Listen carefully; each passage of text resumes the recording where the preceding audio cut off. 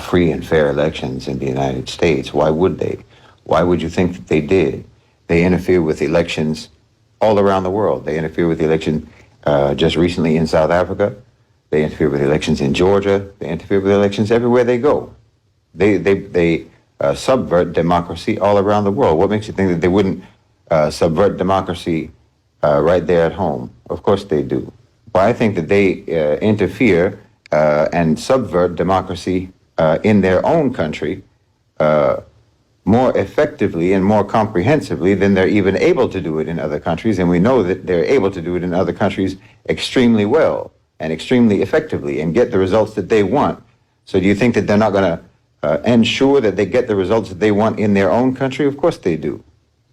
You'd be naive to think that they don't. They didn't just find out that Joe Biden has experienced cognitive decline. They didn't just find out that the man has dementia. All of those people in the Democratic Party who were pushing for him to step down or pushing for him to not seek re-election, they've been interacting with him. They've been talking to him.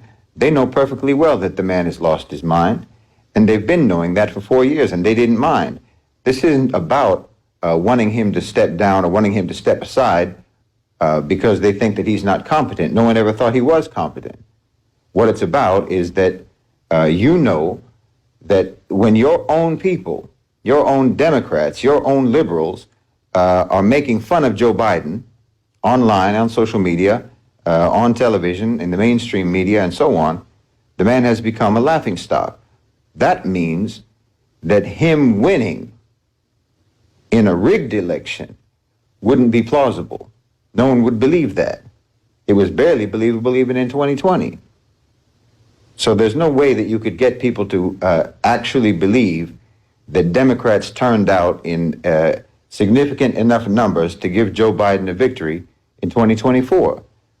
He was asked to step down or asked to step aside because the Democratic Party knows that if they want to sell their appointed president to the public as if they were democratically elected, there has to be some degree of plausibility to that. You see, if they could have, they would have given the Democratic Alliance in South Africa the full victory, but it wasn't plausible. So there has to be some degree of believability. I don't think Kamala Harris is any more popular than Joe Biden, and she's not much of a better speaker. It's a choice between Kamala Harris, who always sounds like she's a little bit drunk, or Joe Biden, who sounds like he's in a perpetual fugue state. However, with Kamala Harris, you have certain factors that will be very appealing to the liberal base, to the Democratic base, that allow you to craft a narrative that makes her victory plausible, regardless of whether she gets the votes or not. If she's appointed as the winner in a rigged, unfree, unfair election, which is what you have in the United States, because, as I say, that's what the United States tries to ensure you have everywhere else in the world. So you better believe that they make sure that in their own country, it's just as controlled and managed a process as it is a controlled and managed process anywhere else in the world that the U.S. has a hand in it. So when they appoint the candidate whom they want to win, who they've decided to win, who the oligarchs have decided should win, they need there to be some democratic plausibility to that win to make people think, either make people think that yes, they did, this candidate did in fact win, or you make such a convincing and coercive and manipulative narrative around that candidate that no one will admit that they didn't vote for that candidate. In other words, she's going to be the first woman president. Well, wouldn't you be ashamed of yourself if you didn't vote to break the presidential glass ceiling?